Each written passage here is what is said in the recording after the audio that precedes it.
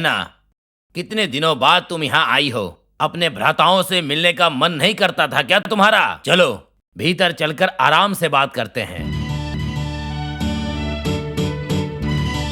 ब्रह्मांड की सबसे सुंदर नगरी देवेंद्र की अमरावती कहलाती है। उसके पश्चात नागों की राजधानी भी बहुत सुंदर है, किंतु सबसे सुंदर नगरी हमारे भ्राता लंकेश्वर की लंका है, जहाँ तुम रहती हो।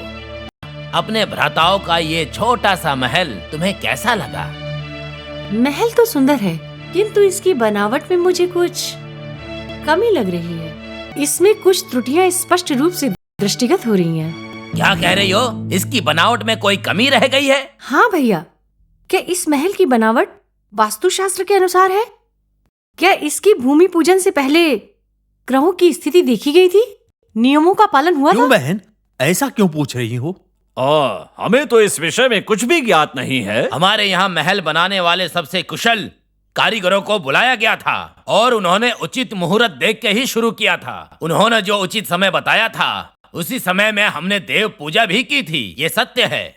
हमें इस बात पर गुस्सा आ गया और हमने उससे कहा कि हे मूर्ख, स्वयं देवता भी हम राक्षसों को देख करके भय से कांपने लगते हैं। और तुम चाहते हो कि हम उनकी पूजा करें, डर कर भाग जाएं। वो सामने आ गए तो कुचल कर मसल देंगे, चटनी बनाकर उन्हें खा जाएंगे। अंत में हमने दूसरे शिल्पी को बुलवाकर इस महल का निर्माण करवाया। उन्होंने हमारी आज्ञा का पालन किया और शीघ्र ही हमारे महल का निर्माण भी कर दिया। हाँ भैया। अच्छा, एक व्यक्ति के भविष्य को न केवल नवग्रह अपितु उसका निवास स्थान भी निर्णायक बनाता है भ्राताश्री। और यदि ऐसा ना हो तो उसका भविष्य किसी न किसी प्रयोजन द्वारा संकट में पड़ ही जाता है।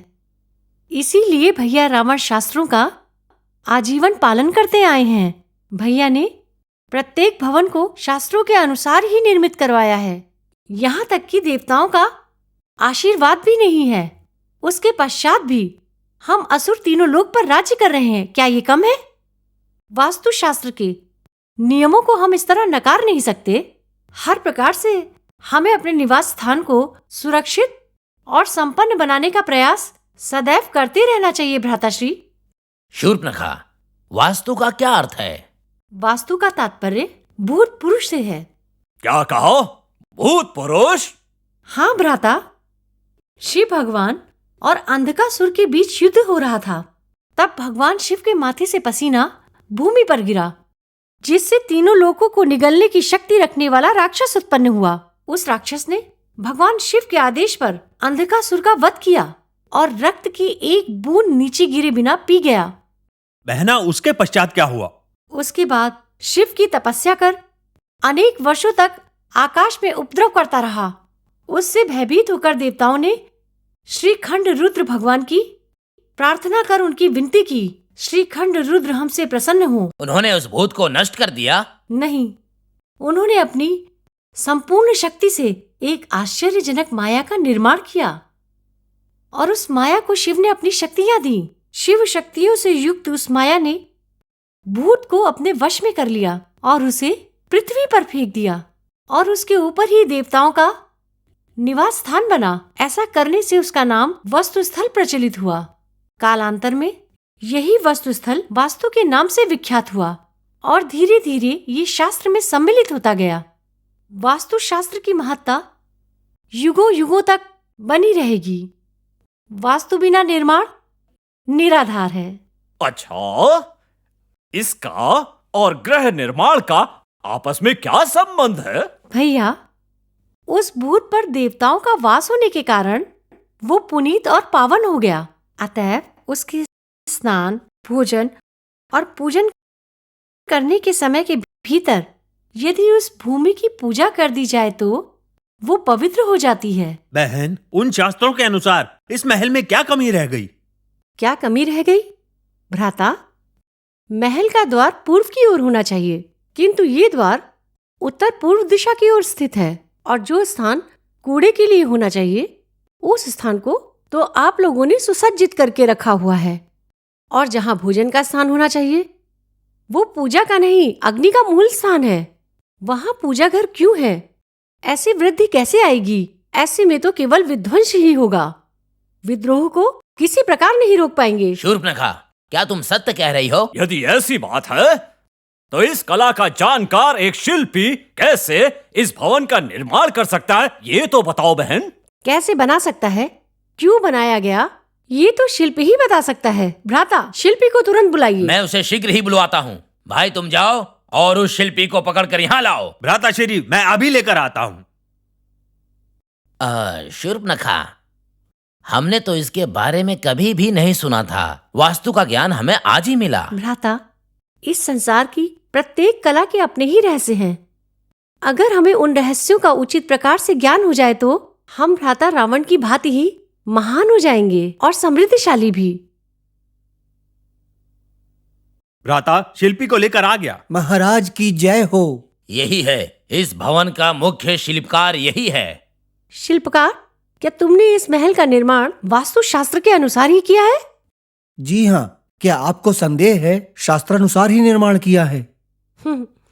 तो ये बात है। अगर ऐसा है तो अग्निमूल के स्थान पर ये शिवलिंग क्यों स्थापित है? देखिए, भगवान तो हर जगह व्याप्त हैं और इसीलिए उनका निवास स्थान तो कहीं भी हो सकता है। हम प्रभु की सदैव स्तुति करते रहे, यही सोचकर मैंने उत्तर की ओर स्थान बनाया। अब आप ही बताइए, इसमें मेरा क्या दोष है? अब जैसा मुझे उचित लगा वैसा ही करने का मैंने प्रयास किया, भगवान को यहाँ स्थापित कर दिया। अनर्गल वार्तालाप का प्रयास मत करो। भगवान शंकर हिमालय पर रहते हैं, किंतु दक्षिण के महेंद्र पर्वत पर वास करने वाले मुनियों को उपदेश देते समय पूर्व की दिशा में बैठते हैं। मुझे ज्ञात है कि अगर हृदय से अर्चना की जाए तो उसे स्वीकार कर लिया जाता है, किंतु तुमने ज्ञात होते हुए भी मेरे भाइयों के सर्वनाश का प्रयोजन करते हुए भवन का निर्माण किया। शिल्पी, आज तुम्हें ही असुरों का भोजन बनाया जाएगा। तुमने जो दुस्साहस किया है उसके लिए यही दंड निर्धारित किया जाता है।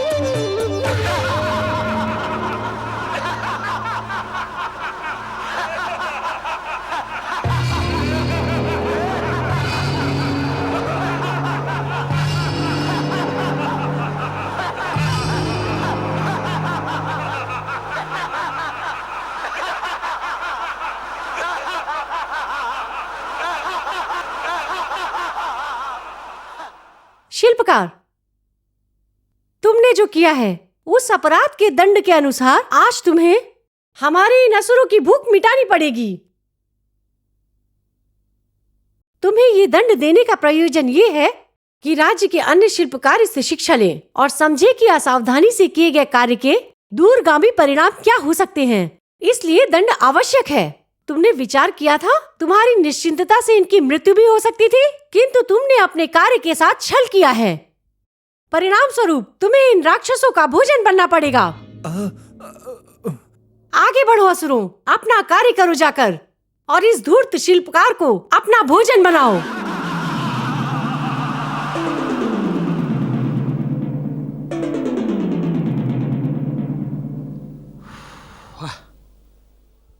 गृह निर्माण में इतनी सारी कलाओं का प्रयोग होता है, हमें तो आज ही ज्ञात हुआ।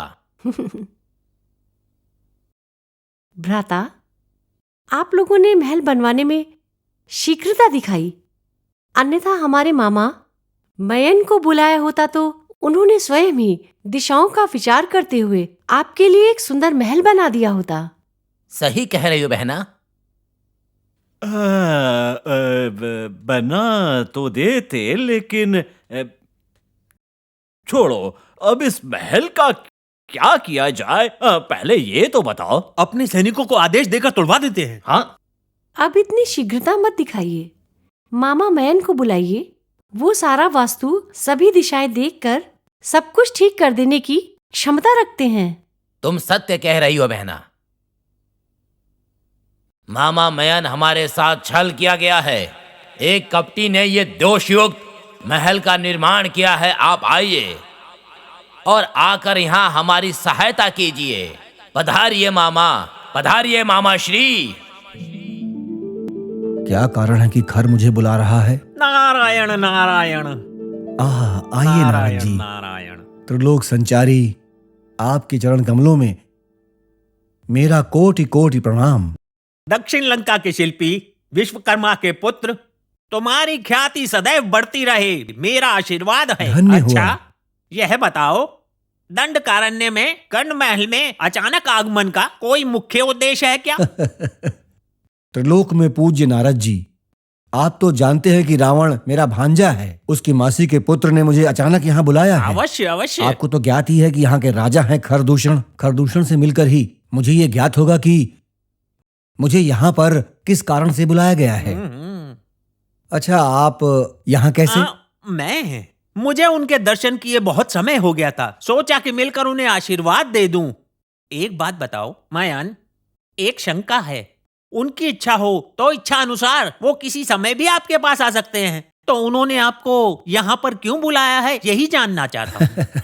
मैंने भी आपकी भांति विचार किया कि अपनी ज्ञान दृष्टि से देखकर जान लूं कि कारण क्या हो सकता है। अच्छा, क्या ज्ञात हुआ? बात ऐसी है कि खरदूषण ने जिस शिल्पी से इस महल को बनवाया था, उस शिल्पी ने देवताओं की दी हुई आज्ञा को मानकर महल को दोषयुक्त बना दिया है। इस राजप्रसाद में रहने के कारण खरदूषण का अंत निश्चित है। नारायण। इसीलिए दोष को दूर करने हेतु शूर्पणखा ने कुछ सुझाव दिए हैं और इसी कारण से मुझे यहाँ बुलाया गया है। अच्छा, ये बताइए, तत्पश्चात उन्होंने उस शिल्पी का क्या किया ज्ञात है? उसे तो असुरों ने अपना भोजन बना लिया होगा। क्या कहा? देवताओं की सहायता करने वाले का वध कर दिया और वध करने के उपरांत राक्षसों का भोजन बना दिया। नारायण, अब यही महल खरदूषण के विनाश का कारण बनेगा। नारद जी, किस विचार में मग्न हैं आप? बताइए। मायन, इस महल में आप क्या करने वाले हैं, विस्तार से मुझे बताएंगे? पहले तो मैं इसका निरीक्षण करूंगा। इस महल के वास्तु दोषों की पहचान करने के पश्चात ही मैं उसका निवारण करने में सक्षम होऊंगा। मायन, उसके पश्चात आप यहाँ से जीवित नहीं जा पाएंगे। ये आपका भी वध कर देंगे। नारद जी, ये क्या कह रहे हैं आप? असुरों का नाश करने हेतु अगस्त ऋषि के आदेश अनुसार और उनके आदेश का पालन करने के लिए चक्रवर्ती राजा के पुत्र श्री राम पंचवटी की तरफ बढ़ रहे हैं और वह एक वचन, एक धनुष और एक पत्नी धर्म के पालक हैं। और राम के बाणों से यदि आपका वध ना हो तो आपको असुरों की सहायता कदाचित नहीं करनी होगी। अन्यथा ज्ञात रहे, यदि असुरों की सहायता की तो राम के बाणों से आपकी रक्षा कोई भी नहीं कर सकेगा। कभी नहीं। क्या मेरा भी अंत हो जाएगा? ये कैसी विडंबना है। ऐसी स्थिति में मेरा भी वध हो सकता है। नारद जी, अब आप ही मुझे बताइए कि इससे बचने का कोई उपाय है? मेरा उपाय ध्यान से सुनो मायन, ध्यान से सुनो। एक ओर असुर और दूसरी ओर राम हैं और आप इन दोनों के बीच में फंसे हुए हैं। आप एक कार्य कीजिए, जिस वस्तु की पूजा करने से यहाँ के दोषों का निवारण होगा वो वस्तु आप मुझे दे दीजिए और मैं ले जाकर वो वस्तु उन्हें दे दूंगा और उनसे ये कहूंगा कि ये आपने मुझे उन्हें देने को कहा है। सत्य है ना? हाँ, ये तो बिल्कुल सत्य है। नारद जी, मैं आपको एक छोटे से पिटारे में आत्मलिंग रख कर देता हूं और आप उसे ले जाकर खरदूषण को सौंप दीजिएगा। इसमें तो कोई हानि नहीं है ना? हाँ, अवश्य अवश्य, शीघ्र दो, शीघ्र दो।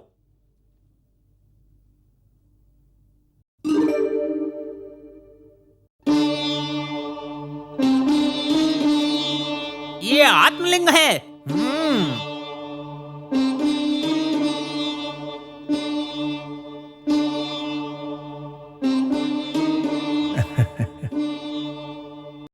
नारद जी, ये है आत्मलिंग। इसे ले जाकर खरदूषण दोनों भाइयों को सौंप दीजिएगा। अब मुझे आज्ञा दीजिए। रामबाण के विषय में सुनते ही कितनी तीव्रता से भाग रहे हैं असुर शिल्पी। आपको क्या लगता है कि आप बच गए? आप देखते जाइए। नारायण नारायण नारायण। मयन से ये आत्मलिंग ले लिया है, किंतु इसे खर और दूषण को नहीं देना है। इस पिटारे के भीतर मात्र मिट्टी रख देने से उनके कुल का नाश होगा। आत्मलिंग, तुम लुप्त हो जाओ और इस पिटारे के अंदर मैं मात्र मिट्टी रख दूंगा और अब तुम्हारे कुल का नाश होगा। नारायण, अपना कार्य करता हूं। हे आत्मलिंग, अब तुम इस पिटारे से लुप्त हो जाओ और मिट्टी आ जाए। नारायण। शूर्पनखा, मैंने मामा मयंक को बुलाया था, परंतु बहुत विलंब हो गया। वो अभी तक आए क्यों नहीं? वो अवश्य ही आ जाएंगे। नारायण नारायण। शिव शिव शिव शिव। ओ नारद मुनि, आइए आइए, आपको हमारा प्रणाम। प्रणाम मुनिवर। विधि अनुसार सुख पाओ, ऐसा मेरा आशीर्वाद है। क्या स्वयं नारद मुनि जी आशीर्वाद दे रहे हैं? कोई अचरज की बात। विधि के अनुसार मृत्यु पाने वाला सत्य लोक को जाता है, नहीं तो मृत्यु के उपरांत भी दुखी रहता है। जीवन में दुखी होने के उपरांत मृत्यु के पश्चात सुख की अनुभूति हो जाए। मैंने असत्य कहा? नहीं नारद जी, उचित आशीर्वाद है, उचित आशीर्वाद है। हाँ नारद जी, लेकिन ये तो बताइए कि अचानक यहाँ कैसे आना हुआ? वो ऐसा है कि सुनो भ्राता खरदूषण, एक बार त्रिकाल में संचार के समय मैं कैलाश पर्वत पहुंच गया, जो भगवान शिव का निवास स्थान है। उनके स्थान की पवित्र मिट्टी में रावण के लिए लेकर आया हूँ। सत्य में? हाँ, ये देखो। अब ये पवित्र मिट्टी मैं शिव भक्त रावण के लिए लाया हूँ कैलाश पर्वत से, और ये ले जाकर अब मैं रावण को दूंगा। तो लंका की ओर न जाकर आप यहाँ क्या कर रहे हैं?